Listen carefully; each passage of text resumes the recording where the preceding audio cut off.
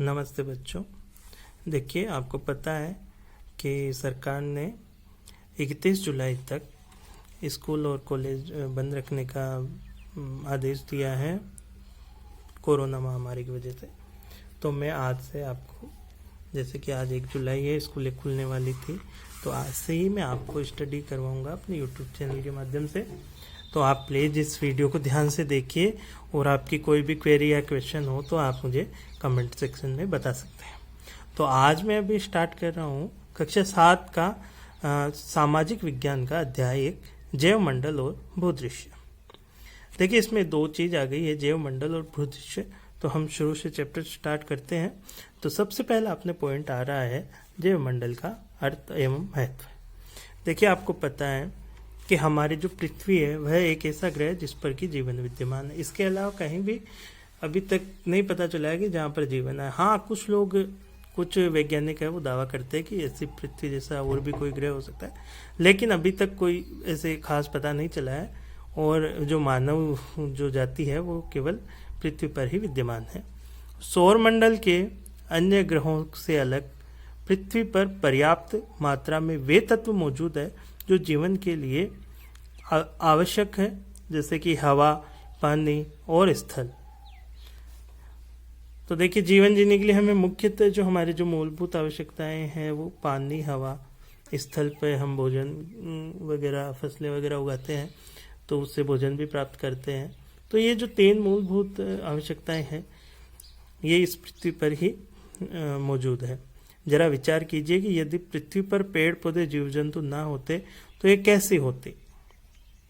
सौर मंडल के अन्य ग्रहों की तरह जीवन की शुरुआत से पहले पृथ्वी की चट्टानी पिंड थी। पृथ्वी भी जो एक चट्टानी पिंड थी जिस पर जल और गैसें विद्यमान थी। देखिए, जब जीवन शुरुआत नहीं हुई थी पृथ्वी पर, उससे पहले पृथ्वी जो थी वो एक चट्टानी पिंड ही थी जिसपे कि हवा और पानी तो मौजूद थे।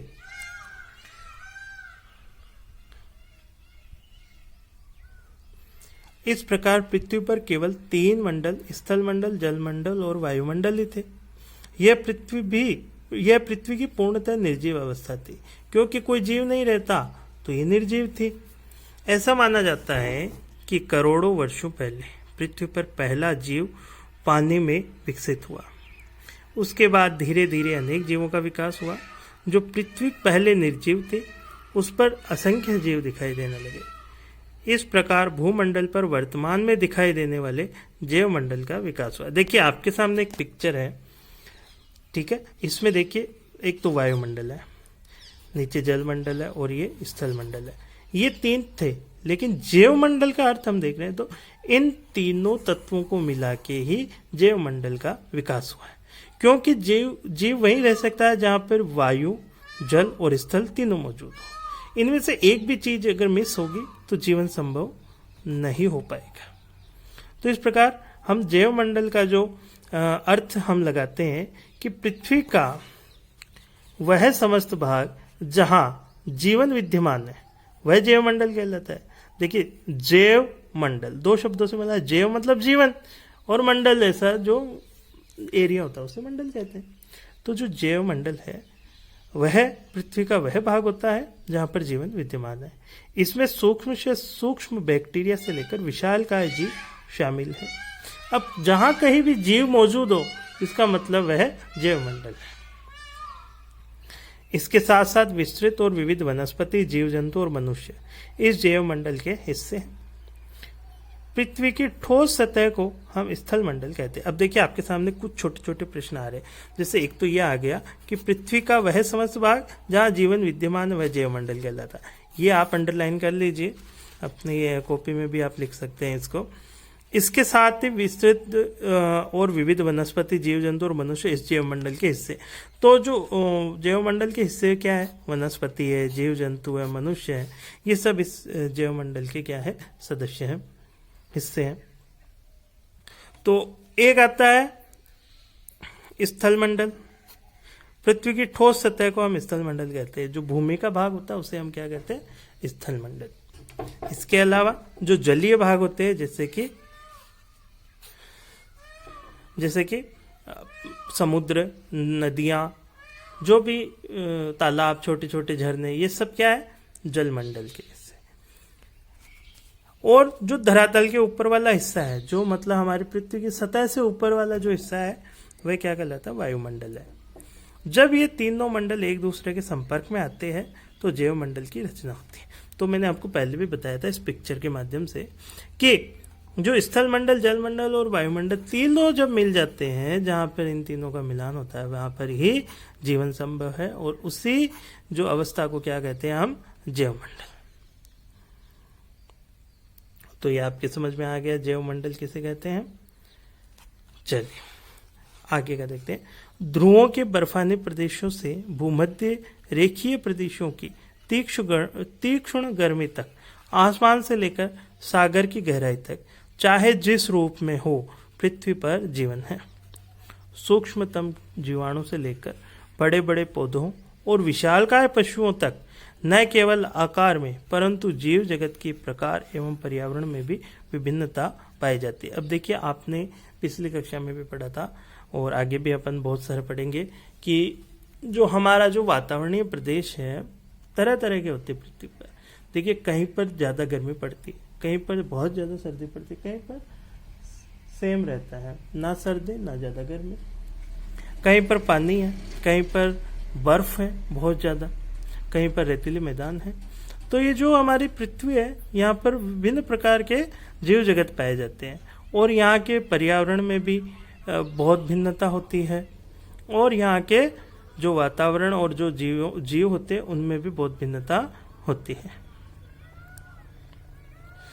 क्या समग्र पृथ्वी पर जैवमंडल है? इसका उत्तर होगा नहीं। देखिए, हमारी जो पृथ्वी है बहुत बड़ी है, अत्यंत विशाल है और इसके समग्र भूभाग पर जीवन नहीं है। हमारी पृथ्वी के विशाल भूभाग के कुछ हिस्सों को छोड़कर शेष पर जीवन पाया जाता है। देखिए, कुछ हिस्से ऐसे होते हैं जहाँ पर जीवन संभव नहीं, जैसे कि जो ध्रुव होते हैं जहाँ पर बर्फ रहती है, वर्ष पर बर्फ रहती है, तो वहाँ पर जीवन संभव नहीं, क्योंकि वहाँ पर ना तो फसलें उगती है, ना कोई खाद्य सामग्री उग सकती है, ना ही वहाँ पर जीव है वो रह सकते हैं। हाँ, कुछ जीव है वो रह सकते हैं, लेकिन एकदम जीवन संभव नहीं है। कुछ ऐसे प्रदेश भी है। पृथ्वी के जैवमंडल को वस्तुतः 3 बातें खास बनाती है, जो कि अग्रलिखित है। देखिए, कौन कौन सी जो विशेषताएं हैं जैवमंडल की, वो है सूर्य से पृथ्वी को लगातार ऊर्जा प्राप्त होती रहती है। देखिए, जो सूर्य है वह ऊर्जा का बहुत बड़ा स्रोत है पृथ्वी पर। तो इस पृथ्वी पर सबसे ज्यादा जो ऊर्जा कौन देता है? सूर्य देता है। तो इसको लगातार प्राप्त होती है ये ऊर्जा। पृथ्वी पर विशाल मात्रा में जल उपलब्ध है। देखिए, पृथ्वी पर समुद्री रूप में भी बहुत सारा जल है और वैसे नदियों का भी बहुत सारा जल है। समुद्री जल खारा होता है, लेकिन फिर भी वो हमारे बहुत उपयोगी होता है, क्योंकि वर्षा करने में समुद्री जल ही सहायक होता है। इसके अलावा मीठा जल भी बहुत सारा उपलब्ध है। पृथ्वी पर तरल, गैस और ठोस पदार्थ के तीनों रूपों का एक अच्छा समन्वय है।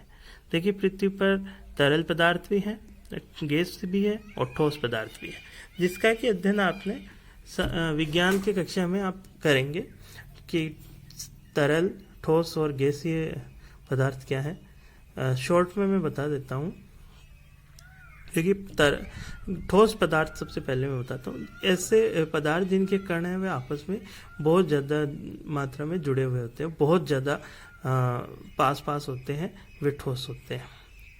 और जो तरल होते हैं वो एक तरह से जो तेल और जो पानी होते हैं वो तरल पदार्थ होते हैं। इनके जो कण होते हैं थोड़ी दूर होते हैं और अलग नहीं होते हैं एक दूसरे से, लेकिन वो फैल सकते हैं, इसलिए वो तरल होते हैं। इसके अलावा जो गैस पदार्थ होते हैं उनके जो कण होते हैं वो बहुत मात्रा में बहुत दूर दूर होते हैं और ये एक भाप के रूप में होते हैं ज़्यादातर, और इनको हम ऐसे पकड़ के उठा के नहीं रख सकते। ये लगभग हमें दिखाई भी नहीं देते हैं। जो भाप होती है वो एक तरीके से गैस होती है, तो उस रूप में ही सारी गैसें होती हैं। जैवमंडल वायुमंडल के उस छोर तक फैला है जहां पक्षी और कीट पाए जाते हैं।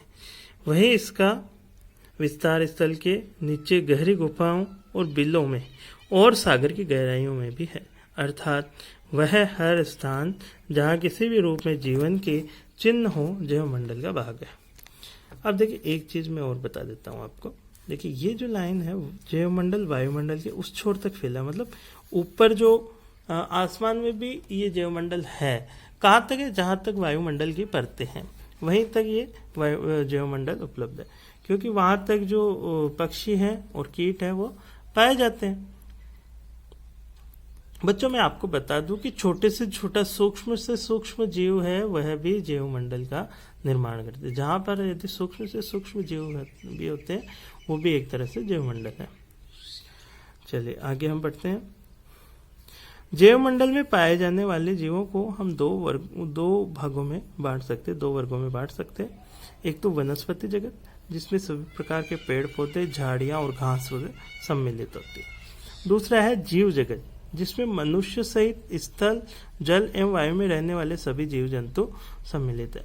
तो अब देखिए जैवमंडल है वो एक तो हो गया वनस्पति, मतलब जो भी पेड़ पौधे घास फूस जो भी है वो हो जाएगा, और जीव जगत है जिसमें कि मनुष्य के साथ साथ जल और वायु में रहने वाले जो जीव हैं वो भी सम्मिलित है। चलिए बच्चों मैं आपको बता देता हूँ दूसरा पॉइंट। देखिए दूसरा पॉइंट है परितंत्र। अब परितंत्र क्या होता है इसके बारे में हम देखेंगे। देखिए बच्चों परितंत्र का मैं अर्थ बताते रहा